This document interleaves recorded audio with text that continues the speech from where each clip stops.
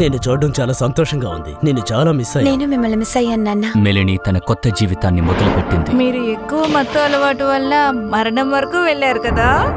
ఎవరు ఆనందంగా ఉన్నారు. మన కార్ని యాక్సిడెంట్ జరిగిన చోట పార్క్ చేస్తుంటే కార్ దానంతటా అదే వెళ్తుందంట.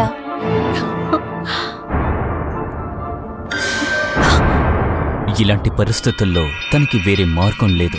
నమ్మక తప్పదు. ఆ పిల్లల్ని మీరు కనిపెట్టారా?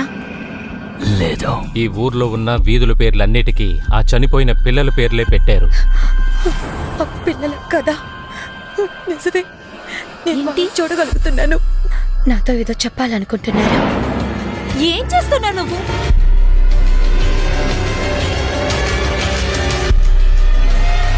బస్ యాక్సిడెంట్ జరగలేదా? అదంతా ఒక గట్టు కథ. మళ్ళీ పిల్లలు కనిపించట్లేదు.